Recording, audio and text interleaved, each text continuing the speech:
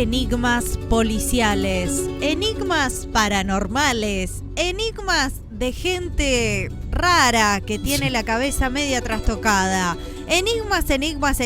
Aquí estamos para develarlos y contarles acerca de estas cosas que suceden en el mundo en el que vivimos. Pero hoy vamos a hablar de ficción propiamente dicho. ¿Por qué no? Alguna que otro datito de color de la realidad. Porque vamos a hablar de una de las autoras de género policial más reconocidas del mundo, que ya hace rato que no camina entre nosotros, pero que sin duda ha dejado su legado en no sé cuántas novelas, porque no quiero ser específica, realmente es mucha su producción. Estoy hablando de la señora Agatha Christie. Tremenda escritora, compi. Sí. Tremenda escritora. Una de las exponentes más representativas del género policial. Se le atribuyó el apelativo Reina del Crimen o la Dama del Crimen o la Dama del Policial, le decían de varias formas. En su momento el libro Guinness calificó a Christie como la novelista más vendida de todos los tiempos. Sus novelas fueron vendidas en cerca de 4 millones de ejemplares y sus obras literarias figuran en el tercer puesto de la lista de los libros más publicados del mundo. Un montón, amiga. Por detrás de Shakespeare y la Biblia. Toma pa' vos. Christie es la autora individual más traducida en ediciones trasladadas a aproximadamente 103 idiomas. Y la novela de la autora, 10 negritos, es muy exitosa esta novela, lleva más de 100 millones de ventas hasta la fecha, lo que la convierte en la historia de misterio más comercializada en el mundo y en uno de los libros más vendidos de todos los tiempos. Mirá vos, me gusta esto, me gusta que retraigamos mujeres importantes de la historia. ¿Quién fue Agatha Christie? ¿De quién hablamos en realidad, en carne y hueso? Bueno, Agatha Christie fue una niña nacida en el 15 de septiembre de 1890, atención a la fecha, en Walford, Turquay, no estoy segura cómo se pronuncia. ¿Turquía? ¿En Turquía? No, está dentro de lo que sería Reino Unido. Mira, claro. En la actualidad. No estoy segura cómo se pronuncia, se escribe Torquai. Sí, no sé. Sí, conocida como, nace con el apellido Miller, Agatha Mary Clarissa Miller, luego se agrega el apellido Christie, que es en realidad de su primer esposo. Mirá. Porque en esa época se estilaba que las mujeres tomen el apellido del esposo. A lo largo de su carrera publicó 66 novelas policiales, 6 novelas románticas que escribió bajo otro seudónimo y 14 cuentos. Además de incursionar como autora teatral en obras conocidas como La Ratonera o Testigo de Cargo. Sí, es Turquay, Devon, Reino Unido, de Gran Bretaña e Irlanda. Sí, el 12 de enero de 1976 fallece ella. Claro. Y nace en 1890. Es decir, que estamos hablando casi de 50 años que no está entre nosotros, sin embargo, sigue estando muy vigente. Su legado todavía nos acompaña. Exactamente. Agatha Marie crece en una familia de clase media, en Gran Bretaña, como lo dijimos. Dice que ella declaró en varias ocasiones, reportajes, entrevistas y su biografía misma, que tuvo una infancia muy feliz. Mira. Es la hija menor de 3 hermanos, de un matrimonio muy feliz. Sin embargo, tiene ya su infancia un momento triste, que es cuando fallece su padre. Mira. Porque su papá muere de unas afecciones cardíacas muy joven, a los 55 años de edad. Sí, es verdad. Sus hermanos ya eran mayores, una estaba casada y el otro había entrado al ejército, por lo cual ella se queda sola con su mamá. Ajá. En una situación económica bastante precaria, porque pensemos que en el 1902, 1903 no había lo que se dice la posibilidad de que la señora tome un puesto en el supermercado y empiece a trabajar. Entonces ellas tenían que vivir de lo poco que le había quedado de su papá fallecido y de lo que los pudieran ayudar sus hermanos. Claro, no había seguro de vida tampoco. Claro, no. En ese caso, este es el contexto en el que ella que siempre había sido educada en casa, debe recurrir a educarse en una escuela como el resto de la gente, de los niños, pero no la pasa muy bien, la mandan a una escuela para señoritas. En esa época, claro, recordemos que se formaban las mujeres únicamente para que puedan ser amas de casa. Obvio. Y casarse. Entonces, por ende, no es que uno estudiaba lo básico, aritmética, geografía, sí, bla, como para manejar una casa, no para después ser abogadas o médicas, ¿no? Exactamente. La mandan a lo que se conocían en ese entonces como una escuela de señoritas, pero ella no la pasa muy bien porque era una nena un poco retraída, como muy tímida, entonces regresa a educarse en la casa y pasa a ser la mano derecha de su madre y quien la ayuda con casi todas las tareas del hogar, porque su mamá también era una persona bastante débil de salud. Ah, mirá qué flojo. Ya en la vida de su adolescencia o su infancia, ella tenía mucho gusto por lo que era la lectura, la escritura, disfrutaba mucho de eso. Y también tenían ciertos gustos, su familia en general, por todo lo que era el esoterismo. Ah, mirá qué bien. Incluso ellos creían que su madre, Clara, tenía una suerte de... que tenía poderes psíquicos. Que era medio una medium. No, que era como una persona capaz de percibir el futuro. O presencia, sí, por determinadas cosas que le habían pasado, tanto en su hogar como la misma muerte de su padre. Claro. Se decía como que su mamá lo pudo predecir. Ella lo cuenta muy así como muy por arriba en su biografía, obviamente que porque no todo el mundo en esa época podía hablar, ni siquiera en la época en la que murió Agatha Christie, del esoterismo tan libremente, olvídate. ¿No? Pues te tildaban de raro. O de bruja. Exactamente. Bueno, en 1910 toman un viaje junto a su madre, se van a viajar un tiempo. Gracias a la buena voluntad de sus hermanos y de unos parientes, viajan por el Cairo. Ajá. Donde se alojan unos 2-3 meses en Giza, en toda la zona de Egipto y demás.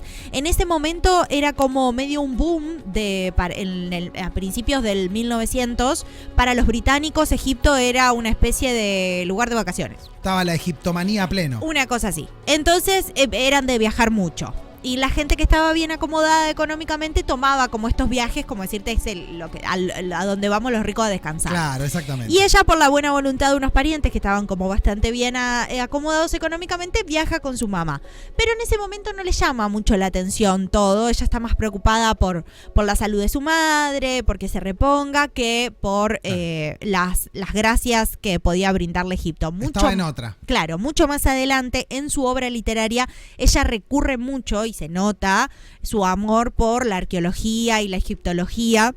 Incluso llegan a ser un aspecto muy, muy relevante en su obra. Sí, de hecho, si me preguntaste, digo que lo volvió a traer o lo volvió a poner en boga, me parece, a la onda de Egipto y a volver a recorrer toda esa egiptología. Claro, sí, pero fue mucho más adelante. En esa primera visita ella no muestra ninguna atracción por eso. De regreso a Reino Unido continuó con sus actividades sociales, su mamá ya más repuesta, y se dedica a el único objetivo que era en ese momento en la vida de la mujer, que era conseguir un marido. Obvio, y atender una familia. Sin embargo, Agatha seguía teniendo este bichito de la escritura, del amor por la literatura, por los misterios y demás, y colabora en la producción de una obra que se llama The Bluebird of Unhappiness, con un grupo de amigas. La barba azul de la infelicidad. Chupate ese título. Toma pa' vos. Algunas de sus primeras obras fueron publicadas, pero Christie decidió no enfocarse en esto como una tarea profesional. Entonces, como decíamos, sigue concentrándose más bien en la búsqueda de un marido. Y así es como se casa con Archibald Archie Christie que era un aviador de la Royal Flying Corps, que en ese momento sería como la aviación oficial. Sí, la Fuerza Aérea de Reino Unido, ¿no? De la corona británica. Se casan justamente en Torquay y... En Tolwyn, pensé que... En Tolwyn, ¿te imaginas? unos momentos antes, unos meses antes del estallido de la Primera Guerra Mundial, a la cual su marido es enviado a combatir a las fuerzas alemanas en Francia. Agatha también colaboró durante la guerra y se unió como voluntaria a la parte de enfermería, Mira qué bien, donde atendió soldados heridos en el hospital de Torquay. En su desempeño como enfermera, profesión a la que definió como uno de los trabajos más gratificantes que cualquiera pudiera tener, dedicó 3.400 horas de trabajo no remunerado entre octubre de 1914 y diciembre de 1916 como dispensadora hospitalaria de la Cruz Roja. Mirá vos. Y donde esta actividad la ayudó mucho a interiorizarse en el uso de venenos. Opa. ¿Por qué? Porque si bien ella al principio se postula, porque uno se postulaba o se iba de voluntario para el área de enfermería, donde atender los heridos y demás, era una persona media débil, media impresionable, viste, la sangre, todo eso, se desmayaba mucho, qué sé yo. Entonces la mandaron a la parte de farmacéutica. Me gusta. Para lo cual tuvo que aprender un poco la manipulación de los químicos y todos, y ahí es como su primer encuentro con el uso y la manipulación de venenos. Su obra, en realidad, o sus relatos, tienen mucho componente de donde, digamos, los victimarios utilizan veneno para realizar sus muertes, ¿no? Recordemos que había una época en la que el veneno era como una cura, solo variaba la cantidad que te tomabas, digamos. Cuanto más tomabas, más cerca de que sea veneno y menos cerca de que sea cura. No había definición de veneno per se, digamos. Era como algo que si te pasabas 2 gramitos te mandaba para el otro lado. En fin. Finalmente Archie fue enviado de regreso al Reino Unido en septiembre de 1918 como coronel del Ministerio del Aire y ambos se instalaron en un departamento en el noroeste de Londres.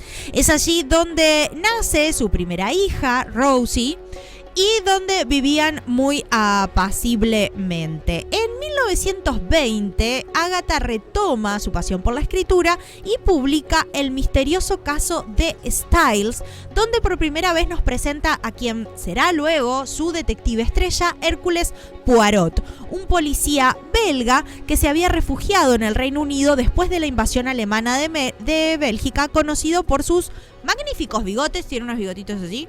Sí, es verdad.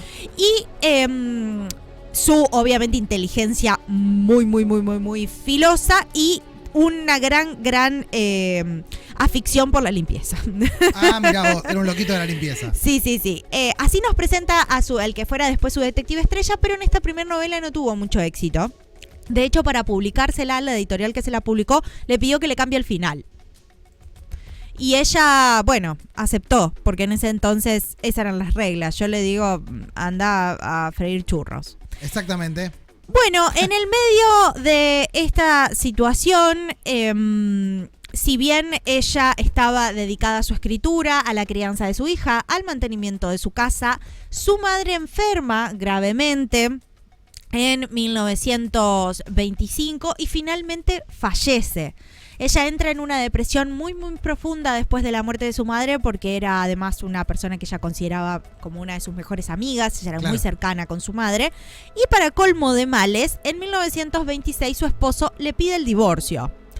Porque se había enamorado de otra mina, básicamente. Claramente. Y ella le dice que no. Ajá. Que no se quiere divorciar. Que ella no se quiere divorciar porque su hija es muy chica y no es bueno para la criatura que, siendo tan pequeña, estamos hablando de 1926, no me la juzguen, sí, es muy allá. Montón. Le dice, mira, si querés, vos hacé tu vida, pero no nos divorciemos porque yo quiero que mi hija crezca con las figuras paternas. Claro. O sea, con las figuras paternas presentes. El señor Archie Christie no estaba tan de acuerdo y hace un berrinche y se va de la casa. Hace un berrinche. Y se va a vivir con la amante. Ah, mira vos. A lo que Agatha dice, ¿ah, sí? Dale. Bueno. Me gusta. El 3 de diciembre de 1926, Christie y Archibald mantienen la discusión que les comento sobre el divorcio y demás, y él abandona su residencia de Berkshire para irse con su amante a Surrey, que es como otro estado dentro de Londres, de Gran Bretaña, ¿no? Y esa misma noche, alrededor de las 21:45, Christie desaparece de su casa. ¿Cómo? Luego de dejarle una carta a su secretaria donde le informaba que iba a estar en Shropshire. En ese interín, su automóvil, un Morris Crowley, fue encontrado en Newlands Corner, al lado de un lago cercano a Wilford, otro pueblo, junto con unas prendas de ropa y un permiso de conducir caducado. Solamente el auto, nada más. Nada más que el auto encontraron. Y unas prendas de ropa de ella, pero nada importante.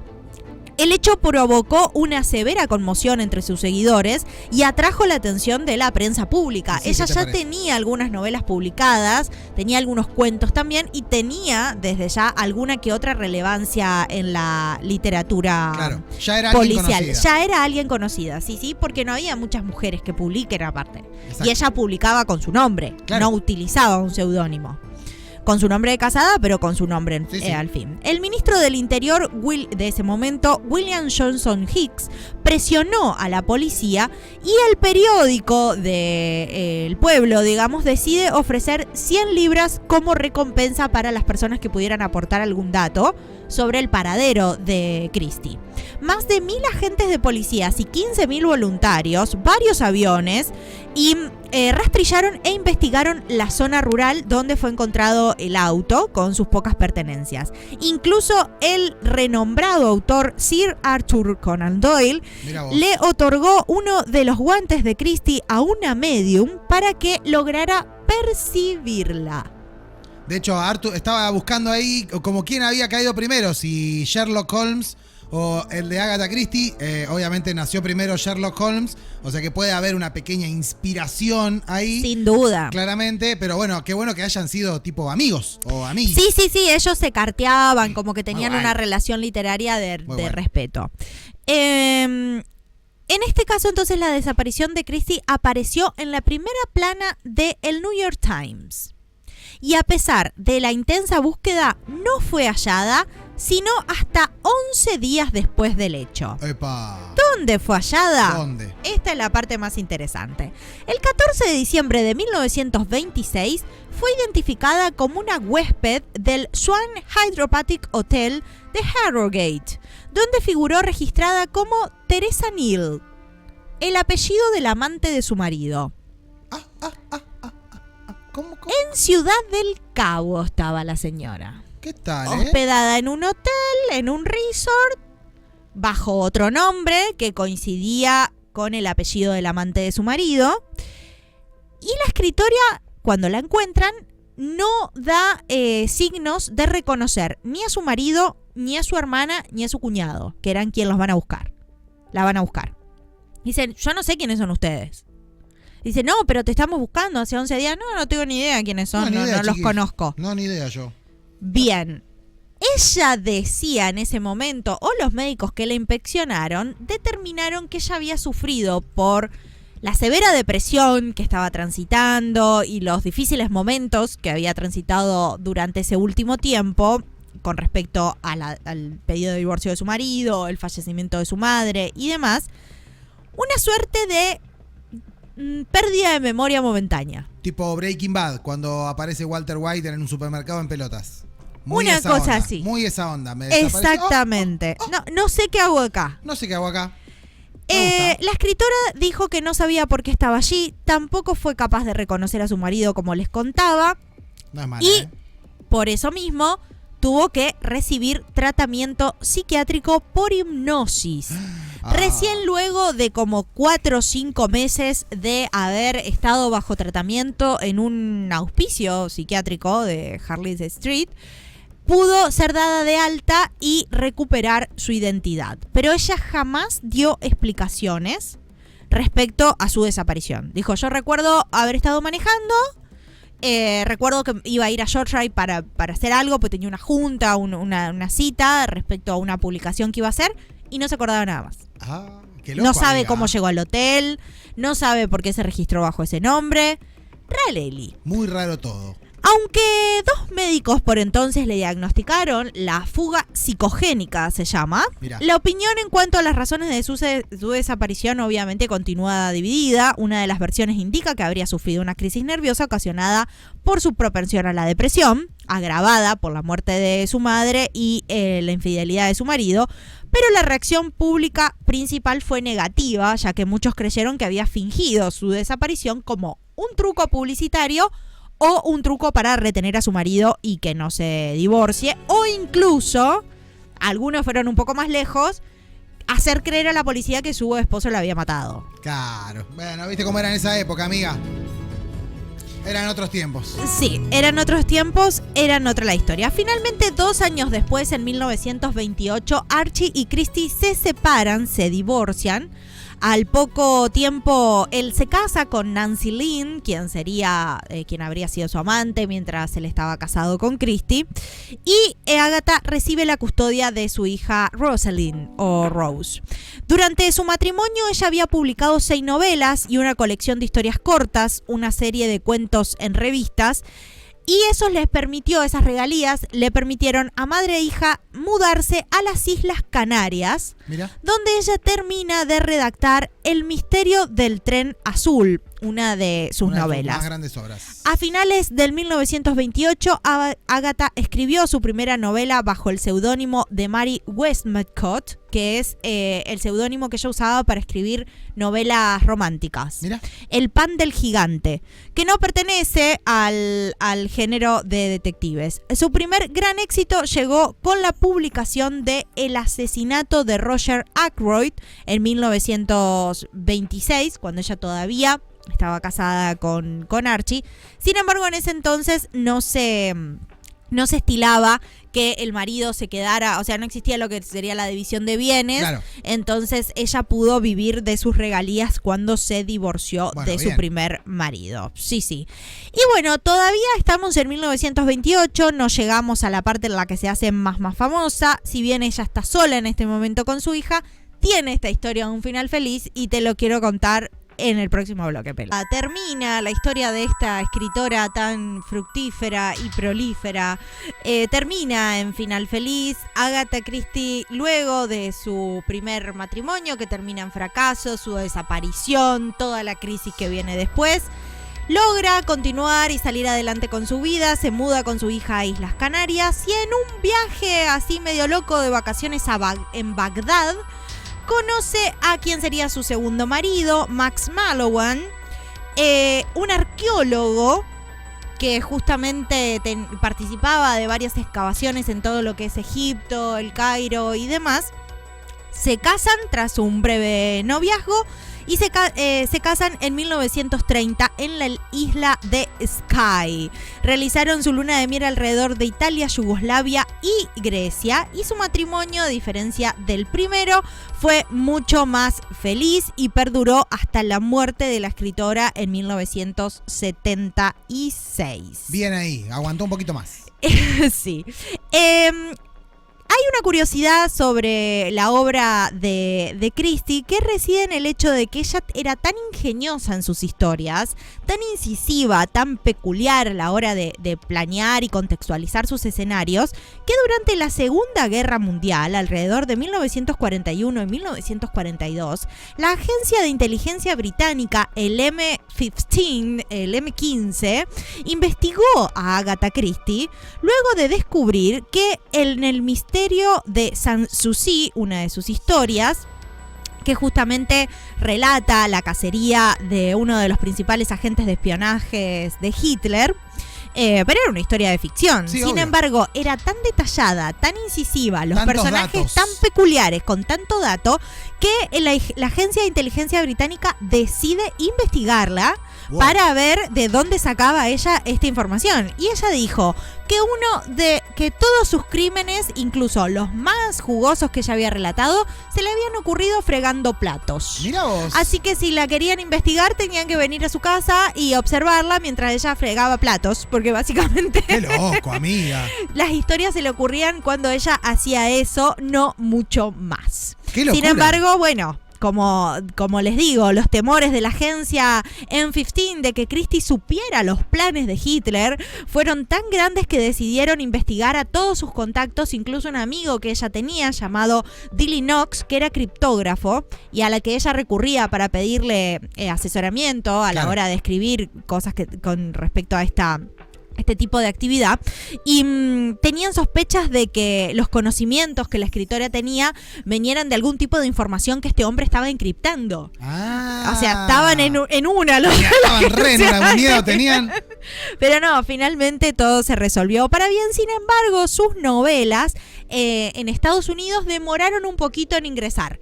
Recién cuando Estados Unidos firma la alianza con Europa, digamos con los aliados del conflicto bélico, sus novelas logran tener el ok para ingresar en Estados Unidos. Y no estaban ahí como medio que la miraban de reojo.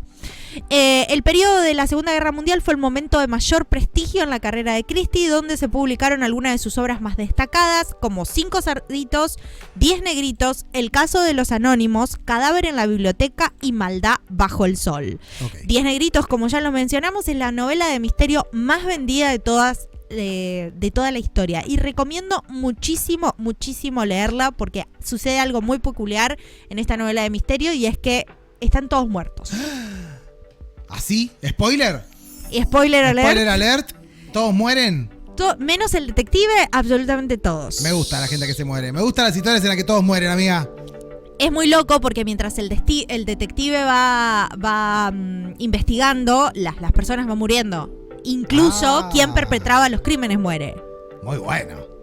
Muy buena. Pero la tienen que leer. Es una obra muy cortita, es una novela muy cortita, así que para unas vacaciones, que te atrapa y te mantiene ahí súper entretenido. Enganchadísimo. A finales de 1946, un periodista devela su seudónimo, Mary Westmacott, que ella usaba para escribir novelas románticas. Lo devela en el periódico y, bueno, ella deja de escribir este tipo de novelas porque siente que iba a ser, si no, muy juzgada, digamos. Mira, no quiere quedar tan pegada, tan expuesta. No, porque ella sentía que era una forma de escribir bajo un seudónimo, era una forma de escribir lo que ella tenía ganas y no necesariamente con la presión de ser Agatha Christie. Claro, me gusta. Entonces, al develarle su seudónimo, ella ya perdió esa ventaja y decide no publicar más. En 1955 se fundó Agatha Christie Limited con el fin de preservar los derechos de la mayoría de sus publicaciones, y la organización recibió críticas negativas, ya que surgieron dudas con respecto a su propósito y la convivencia de que una autora necesitara una empresa para cuidar sus intereses.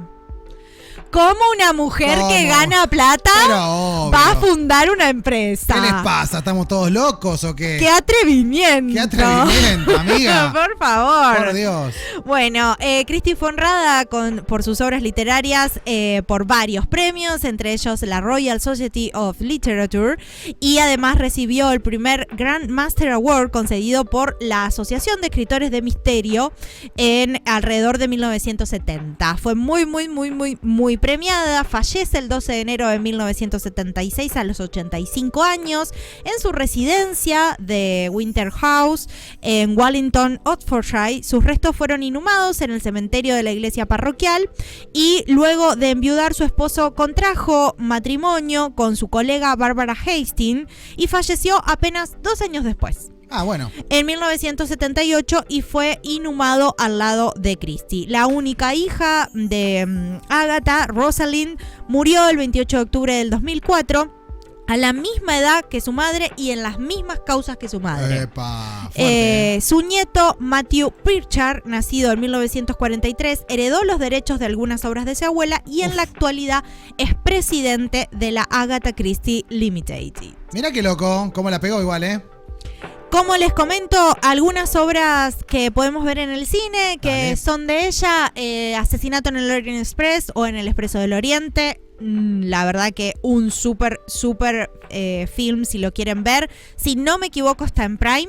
Y también Muerte en el Nilo también está en Prime en sus 2 versiones de remake. Buenísimo, me encanta Agatha Christie, amiga. Tiene unas historias bien locas, Muy, muy, muy, muy interesante Muy para incursionar. Como les digo siempre, el policial es un gran género si les cuesta un poco leer. Y Agatha Christie tiene una historia muy fascinante. Yo creo que quizás le hubiera ido mucho mejor si no hubiera sido mujer, Claramente, pero en función de su género y la sociedad en la que vivía, demasiado bien la hizo. Sí, una adelantada a su tiempo, claramente, Agatha Christie. Hay uno de sus personajes, de sus detectives, que es mi favorito, que le digo que es Miss Marple. A mí siempre me gustó porque es un personaje que vivía en un pequeño pueblito de una campiña británica. Un personaje que no salía mucho, no veía mucho, de vez en cuando visitaba a algunos parientes, salía de viaje, pero como que tenía una vida en un contexto muy chiquitito. Sin embargo, ella decía que para conocer la naturaleza humana hace falta observar los habitantes de su pequeño pueblo de 20, 30 familias, y a ella ya eso le bastaba para poder descubrir crímenes, porque lo importante es la observación. Aparte, ¿viste cómo es? Pueblo chico, infierno grande. Tal cual, más o menos sería ese dicho. Me gusta, compita. ¿Damos por finalizado? Damos por finalizado este martes de misterios, martes de enigmas. Espero que les haya gustado y mucho. Y vayan y lean y cuéntenme cómo les va con la lectura. A ver qué pasa con Agatha Christie. Sí. Gracias, compita. Hermosa la data que nos